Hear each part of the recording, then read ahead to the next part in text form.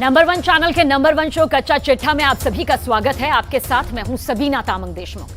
कच्चा चिट्ठा की शुरुआत आज इजराइल से बहुत ही बड़ी खबर के साथ। हमास ने उत्तरी इजराइल की तरफ 100 रॉकेट से हमला कर दिया। वहीं इजराइल की सरकार और इजराइल की डिफेंस फोर्स के बीच मतभेद नजर आ रहे हैं। एक तरफ इजराइल की सेना गाजा में घुसने की इजाजत मांग रही है, तो दूसरी तरफ बाइडेन के दबाव के चलते अभी तक इजराइल की वॉर कैबिनेट कोई फैसला नहीं ले पाई। वहीं गाजा में अब तक 5000 लोग अपनी जान गंवा चुके हैं। इजराइल की बमबारी ने एक ही दिन में, बस एक ही दिन में 400 से ज्यादा लोगों की जान ले ली।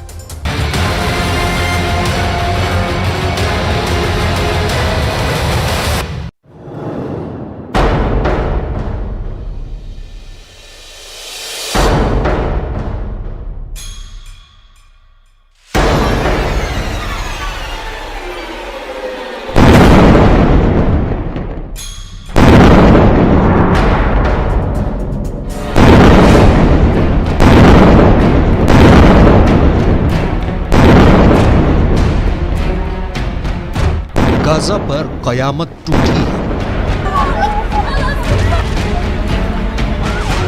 पहली बार ऐसा हुआ है कि एक ही दिन में 400 से ज्यादा लोग एयर स्ट्राइक में मर गए हैं।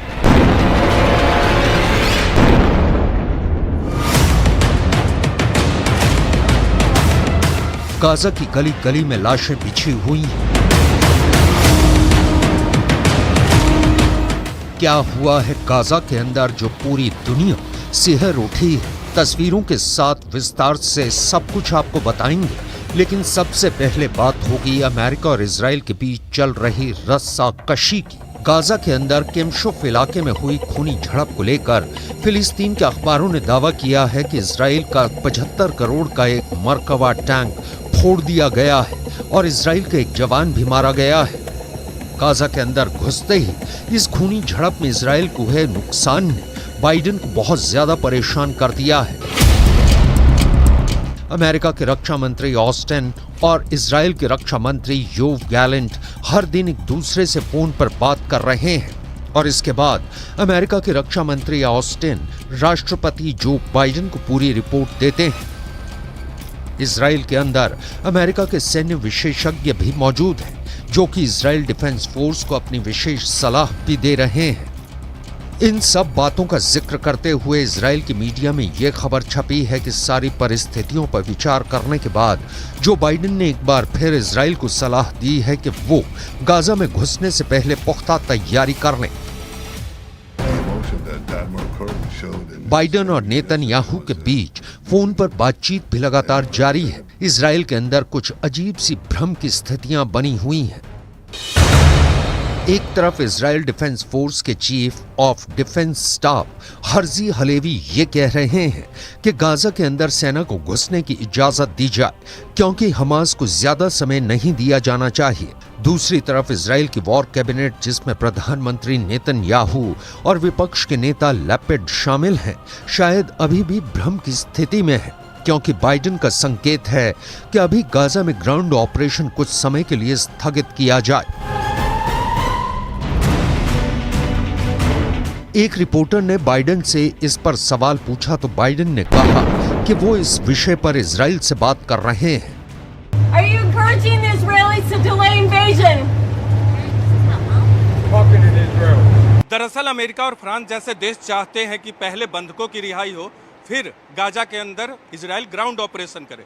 दरअसल अमेरिका में चुनाव होने वाले हैं और बाइडेन चाहते हैं कि डेमोक्रेटिक पार्टी की जीत हो, और अगर बंधकों की रिहाई नहीं हुई तो डेमोक्रेटिक पार्टी को नुकसान हो सकता है। इसीलिए अमेरिका चाहता है कि पहले बंधकों की रिहाई हो, फिर गाजा में ग्राउंड ऑपरेशन। लेकिन इजराइल डिफेंस फोर्स के chief of army staff Herzi Halevi को लगता है कि इस तरह बॉर्डर पर लाखों सैनिकों को असमंजस की स्थिति में खड़ा नहीं रखा जा सकता। इसलिए हर्जी हलेवी ने यहां तक भी कहा है कि गाजा पर कब्जा हम कर लेंगे, हालांकि हमें इसके लिए अपने सैनिकों की कीमत भी चुकानी पड़ेगी। अमेरिका के अखबारों में दावा किया जा रहा है कि बाइडेन गाजा में ग्राउंड ऑपरेशन करने से इजराइल को रोक नहीं रहे हैं, वो सिर्फ कुछ दिन रुकने के लिए अपील कर रहे हैं।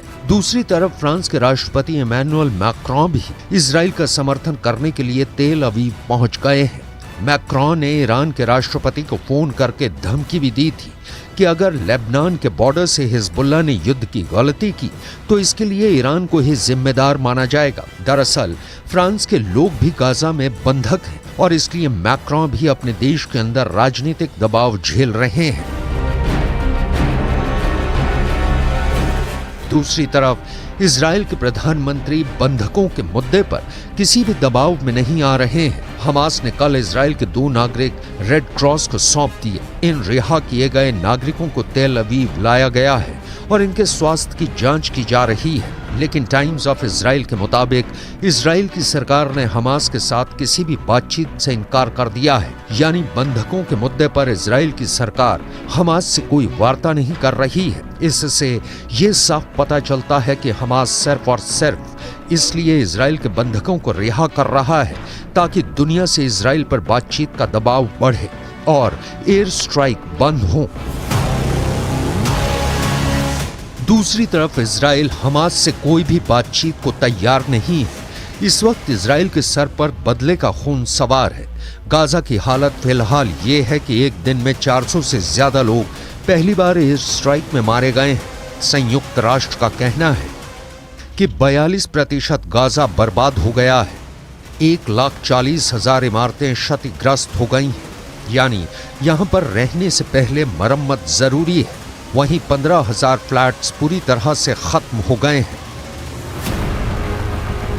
गाजा के अंदर खून खराबा जारी है। फिलिस्तीन के अरबी भाषा के अखबार आंसुओं से भीगी हुई रिपोर्टिंग कर रहे हैं। गाजा में जिस तरह की तबाही जारी है, ईरान ने एक बार फिर अमेरिका पर आरोप लगाए हैं कि वो हजारों टन हथियार भेजकर सिर्फ और सिर्फ नरसंहार में मददगार बन रहा है। آمریکا در 2 هفته گذشته نشان داده و ثابت کرده با ارسال دهها و صدها و هزاران محموله سلاح و حمایت تمام عیار از رژیم صهیونیستی در حال تشدید شدت دامنه نبرد در غزه و در کرانه و بر روی زنان و کودکان و غیر نظامیان فلسطین هست. لذا من مایلم از این تریبون آقای بایدن رو خطاب قرار بدم و بگم آقای بایدن ریاکاری رو متوقف کنید. कई फिलिस्तीनी अखबारों ने दावा किया है कि गाजा के अंदर अब तक के युद्ध में 70वें दिन तक 15,000 से ज्यादा लोग घायल हैं, 5,000 से ज्यादा लोग मारे गए हैं। इनमें 2,000 से ज्यादा बच्चे हैं और 1,100 से ज्यादा महिलाएं हैं। इजराइल गाजा पर MK-84 बम बरसा रहा है जो 365 मीटर तक सब कुछ खत्म कर देता है और एक बड़े आग के गोले के साथ जमीन पर फटता है। गाजा की इस तबाही ने पूरी दुनिया को रुला दिया है, लेकिन इसके लिए जिम्मेदारी किस पर तय होगी? हमास पर, जिसने युद्ध शुरू किया, या फिर इजराइल पर, जो इसे आतंकियों पर बदले की कार्रवाई बता रहा है? We were hosting our relatives from Gaza and the northern cities from Sagala family. They were sheltering at our home because we thought that our area would be the safest, but apparently it's not. Apparently it's not the safe. There is no safe in Gaza Strip. We are bombing everywhere. So we were hosting them, our relatives.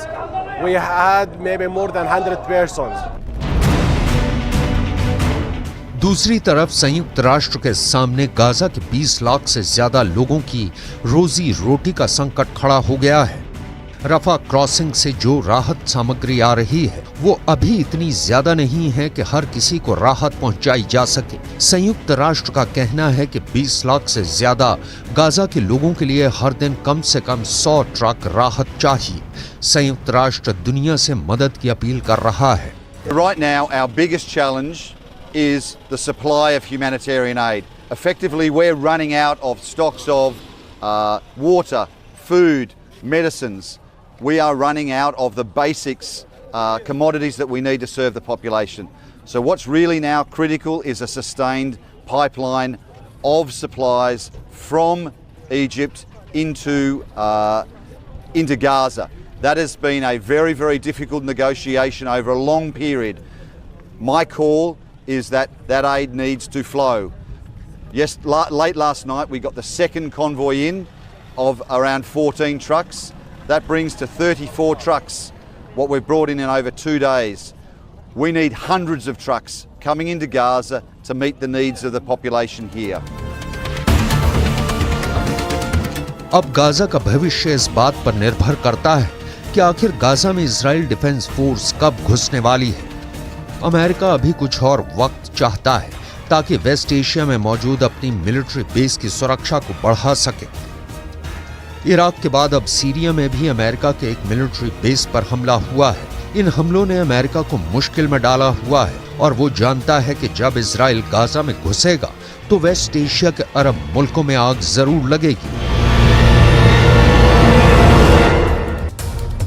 Israel के लिए Gaza का ground operation अब मुश्किल हो गया क्योंकि उसका सबसे बेहतरीन टैंक मार्कवा हमास के टारगेट पर है, यानी कि निशाने पर। मार्कवा इजराइल की शान माना जाता है, लेकिन हमास के कुछ हमलों में ही ये टैंक कबाड़ साबित हो रहा है। ऐसे में सवाल यह है कि इजराइल का ऑपरेशन हमास अब आखिर कैसे पूरा होने वाला है।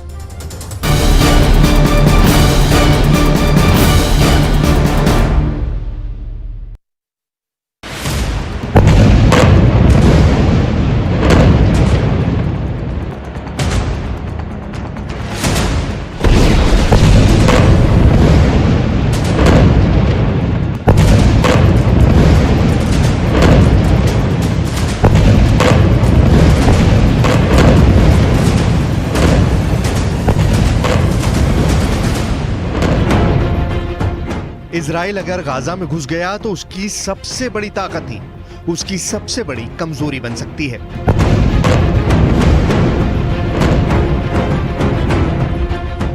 ये बात नेतन्याहू को सबसे ज्यादा परेशान कर रही है। ये बात इजराइल की फौज को बड़ा झटका दे सकती है।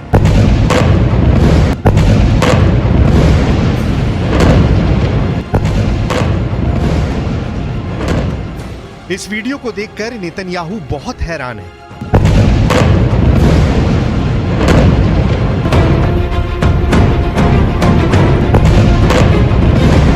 ये इजराइल का सबसे शानदार टैंक मरकावा है जो अब हमास और हिजबुल्लाह के टारगेट पर आ चुका है।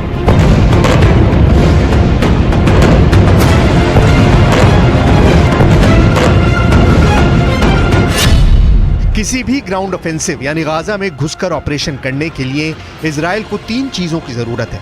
पहली है फौज यानी पैदल सेना, दूसरी है बख्तरबंद वाली ताकत यानी टैंक और बख्तरबंद गाड़ियां, और तीसरा है तोपखाना जो सेना का रास्ता क्लियर करे। लेकिन जिस तरह से मरकावा टैंक की तबाही के वीडियो सामने आए हैं उसने इजराइल की सेना की मुश्किलें बढ़ा दी हैं। नेतन्याहू को चिंता में डाल दिया है कि जिस टैंक के बलबूते वो गाजा में ग्राउंड ऑपरेशन चलाकर हमास के लड़ाकों को खत्म करने का ख्वाब देख रहे हैं वो खुद हमास और हिजबुल्लाह के निशाने पर आ गया है।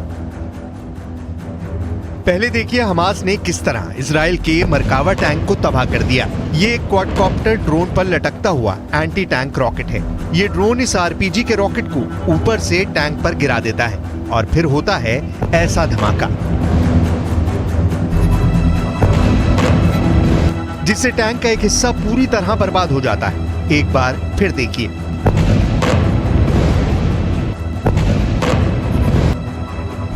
कि कैसे यह हमला किया जाता है। बेहद सस्ते क्वाडकॉप्टर से एक 35 करोड़ रुपए का टैंक पर कामयाब हमला किया जा सकता है।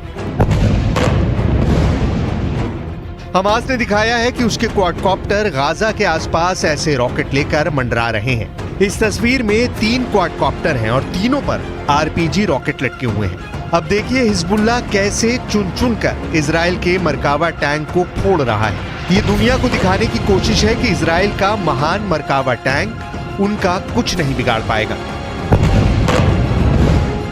Video number 1।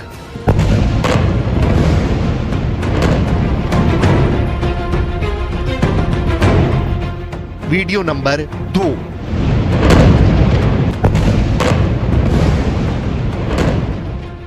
Video number 3।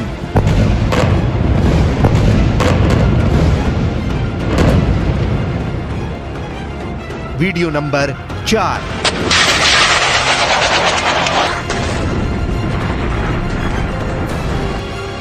Video number 5।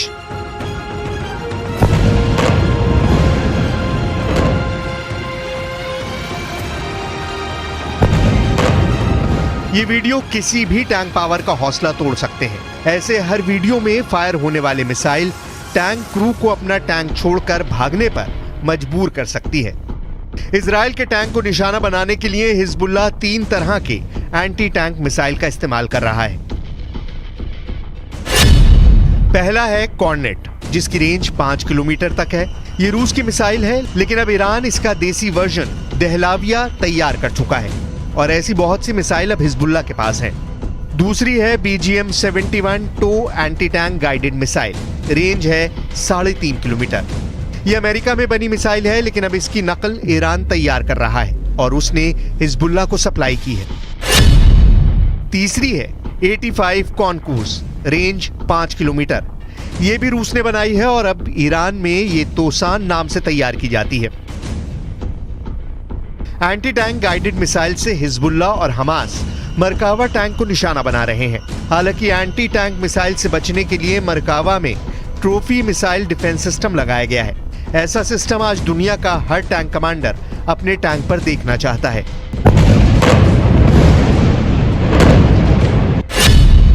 Trophy एक एंटी मिसाइल सिस्टम है जो टैंक पर हमला करने वाली मिसाइल को ट्रैक करके मार गिराता है।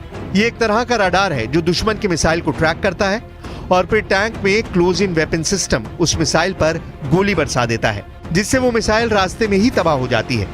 ऐसा ही सिस्टम अमेरिका के अब्राम्स टैंक पर भी लगाया गया है और ये टैंक बचाने वाला सबसे बड़ा हथियार माना जाता है। लेकिन हिजबुल्लाह ने इसका भी तोड़ निकाल लिया है। अब ये वीडियो देखिए।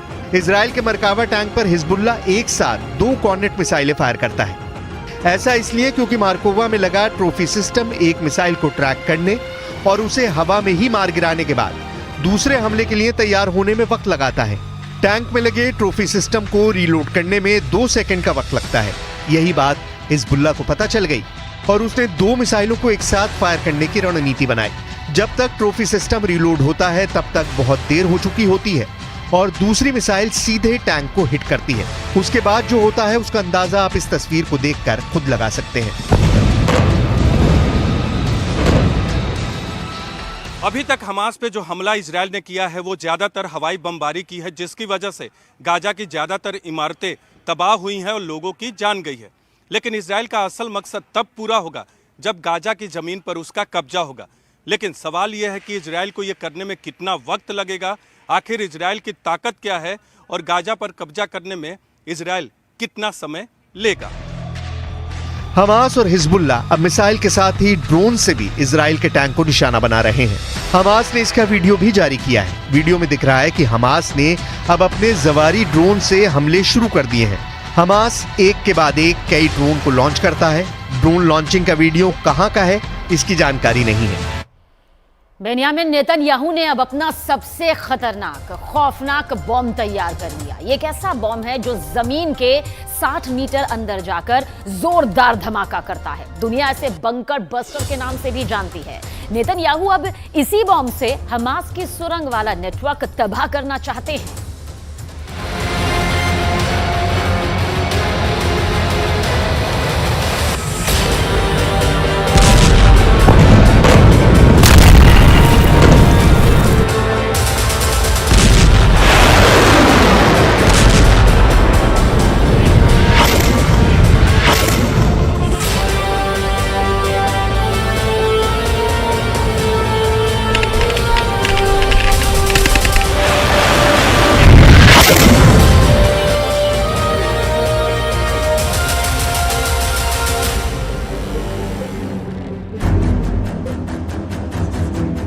हमास की सुरंग ही हमास का सबसे बड़ा हथियार है।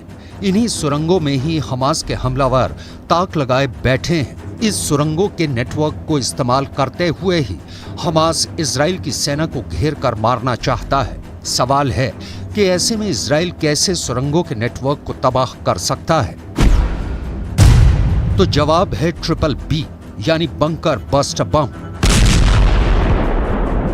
यह ऐसा बम होता है जो बंकर को भेद कर फटता है। यह गहराई में छिपे दुश्मन को मार डालता है। ये पाताल तक पहुंचकर ऐसा ब्लास्ट करता है कि टारगेट के बचने की उम्मीद पूरी तरह खत्म हो जाती है। इसलिए इसे कहा जाता है बंकर बस्टर बम। इजराइल के पास इस वक्त 3 तरह के बहुत ही खतरनाक बंकर बस्टर बम हैं जो हमास की सुरंग को तबाह कर सकते हैं। पहला है GBU-28, दूसरा है GBU-72 और तीसरा है GBU-57।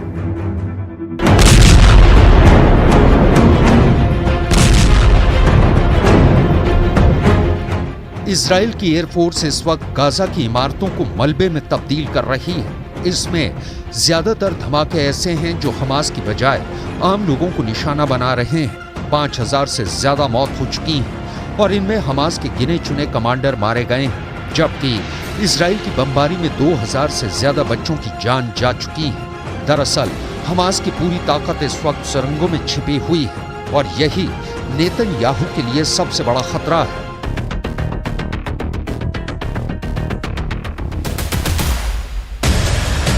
लिहाजा इजराइल की एयरफोर्स ने अब ज्यादा से ज्यादा बंकर बस्टर बम फायर करने का फैसला किया है ताकि हमास की सुरंग को जमीन के अंदर ही खत्म कर दिया जाए। लेकिन नेतन्याहू के सामने एक बड़ा सवाल ये है कि जो बम 10 करोड़ रुपए से लेकर 30 करोड़ रुपए में आता है उसको कहां इस्तेमाल किया जाए। इतना महंगा बम और सुरंग भी कोई छोटी मोटी नहीं बल्कि 500 किलोमीटर का नेटवर्क। हमास की सुरंग का नेटवर्क कहां तक फैला हुआ है, इसके बारे में इजराइल की खुफिया एजेंसी मोसाद तो पहले ही पूरी तरह फेल साबित हो चुकी है। वैसे हमास की सुरंगों के नेटवर्क को खत्म करने के लिए इजराइल की एयरफोर्स 3 तरह के बम इस्तेमाल कर सकती है और नेतन्याहू के ऑर्डर पर यह कोशिश लगातार कर भी रही है। इजराइल हमास की जंग दिन बर दिन और ज्यादा भीषण होती चल रही है। 2 हफ्ते से भी ज्यादा का वक्त इस जंग को अब तक बीत चुका है। हमास पूरी तैयारी के साथ इजराइल पर उसने चढ़ाई की, लेकिन इजराइल के पास भी पूरी तैयारी थी। इजराइल के पास 3 तरह के बड़े बम हैं जिनका जिक्र हम यहां पर करेंगे और आपको समझाएंगे कि आखिर ये बम कितने शक्तिशाली है। सबसे पहले आपको दिखाते हैं इजराइल का GBU-28 बंकर बस्टर बम। ये एक ऐसा बम है जो कि 6 मीटर मोटी कंक्रीट की परत को पार कर सकता है और उसके बाद जो धमाका होता है वो सबसे ज्यादा विनाशकारी होता है। ये सुनकर कोई भी दुश्मन और गहरी सुरंग यहां पर बनाना चाहेगा तो आप समझिए जो पहला इसके पास जो बम है ये बंकर बस्टर बम है, जो कि पृथ्वी की सतह से अगर बहुत अंदर तक भी कंक्रीट की मोटी परत वहां पर होगी उसको भी नष्ट कर सकता है। तो उसका भी तोड़ यहां पर हाजिर है, क्योंकि इसके अलावा एक और बम है, इसका नाम है GBU-72 जो 30 मीटर मोटी कंक्रीट को भेद सकता है और उसके बाद इस बम का ब्लास्ट होता है। किसी भी दुश्मन की रूह यहां पर कांप जाएगी तो मुमकिन है वो और गहरी सुरंग यहां पर बनाएगा। तो इसका जवाब भी यहां पर है। और क्योंकि तीसरा बम सबसे ज्यादा खतरनाक है और इससे कोई भी नहीं बच पाएगा, यह बम है GBU-57। यह सबसे ज्यादा ताकतवर बम है जो 60 मीटर की सतह को भेदने के बाद तबाही मचा सकता है, यानी कि जमीन के 60 मीटर गहराई में छुपना भी मौत से यहां पर नहीं बच पाएगा। तो ये 3 बड़े बम का जिक्र हमने यहां पर किया जो इस वक्त इजराइल के पास मौजूद है, जिसकी वजह से हमास सीधे तौर पर कभी भी हमला नहीं करता है इजराइल पर। और ऐसे में देखिए कितने ज्यादा शक्तिशाली ये बम है, बंकर बस्टर बम इनको कहा जाता है। इन 3 बमों का जिक्र हमने यहां पर किया। पृथ्वी की सतह से कितना भी अंदर क्यों ना हो, कितनी भी गहराई पर क्यों ना हो, लेकिन ये उसको पूरी तरीके से नेस्तनाबूद कर सकता है, टारगेट को नष्ट कर सकता है।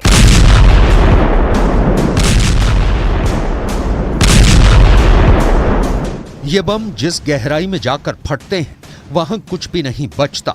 मिसाल के तौर पर जब 30 मीटर की गहराई में किसी सुरंग में 1000 किलो विस्फोटक फटेगा तो अंदाजा लगाया जा सकता है कि कैसे पूरी सुरंग एक बार में ढह जाएगी और वहां छिपा दुश्मन कितना भी शातिर क्यों ना हो वो मारा जाएगा। लेकिन इजराइल के लिए सब कुछ इतना आसान नहीं रहने वाला। उसके पास चाहे जितने बंकर बस्टर बम हो, लेकिन हमास की सुरंग भी ऐसी हैं जिनका नेटवर्क और जिनकी गहराई अब भी इजराइल के लिए बहुत बड़ा चैलेंज बनी हुई है। गाजा में चाहे ऊपर बड़ी बड़ी इमारतें ढाही जा रही हैं, रिहायशी इलाके पूरी तरह मलबे वाला कब्रिस्तान बन चुके हैं, वहां जमीन के नीचे हमास का जाल ऐसा फैला हुआ है कि उसका बाल भी बांका करना नेतन्याहू और उनकी फौज के लिए पसीने छुड़ाने जैसा होगा। गाजा के इस मैप पर आप हमास का टनल नेटवर्क देख सकते हैं। गाजा के अंदर ये नेटवर्क 500 किलोमीटर का बताया जाता है और कई जगह ये सुरंग 500 फीट की गहराई में है, यानी सतह से करीब 150 मीटर नीचे। ये इतनी गहराई है जहां पर कोई बंकर बस्टर बम नहीं पहुंच सकता। इसलिए नेतन्याहू को सुरंग नेटवर्क को तबाह करने के लिए बहुत सटीक इंटेलिजेंस चाहिए होगी, और ये काम मोसाद ही कर सकता है। इजराइल की सैटेलाइट नेटवर्क को भी अब तक इस नेटवर्क को पता करने में कोई कामयाबी नहीं मिली है।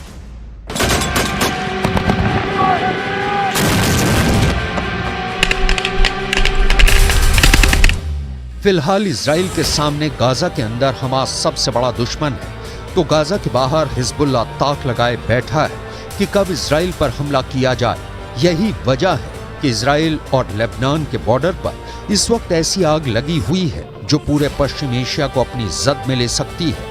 हालांकि इस वक्त हिजबुल्लाह की रणनीति को लेकर इजराइल थोड़ा हैरान है।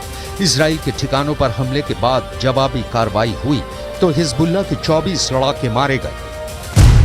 कहा जा रहा है कि हिजबुल्लाह ने अब खामोश रहने का फैसला किया है, और ये भी रिपोर्ट है कि ईरान के कहने पर हिजबुल्लाह ने तय किया है कि कोई बड़ा एक्शन नहीं लिया जाएगा। लेकिन अमेरिका और इजराइल इसे ईरान की तरफ से आ रहे बड़े तूफान के तौर पर देख रहे हैं।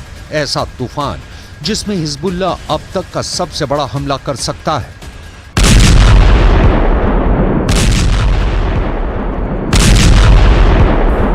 इससे पहले हिजबुल्लाह कई वीडियो जारी कर चुका है जिसमें यह मैसेज दिया गया है कि उसका अटैक ऐसा होगा जो इजराइल रोक नहीं पाएगा। इस वीडियो में हिजबुल्लाह का मिलिशिया कमांडो ऑपरेशन की तरफ इशारा कर रहा है। हिजबुल्लाह ने बहुत साफ साफ शब्दों में कहा है कि अगर इजराइल की सेना फिलिस्तीन के गाजा में घुसी तो वो उत्तरी सीमा की तरफ से इजराइल पर चढ़ाई कर देगा।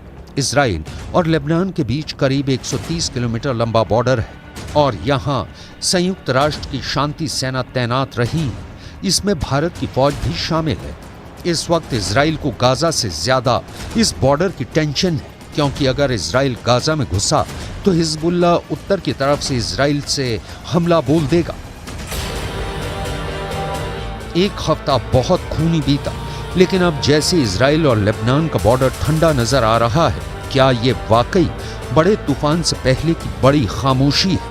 अगले 2 दिन इस युद्ध में बहुत अहम होने जा रहे हैं, क्योंकि गाजा में 5000 मौतों के बाद गुस्सा तो पूरे पश्चिम एशिया में भड़क चुका है।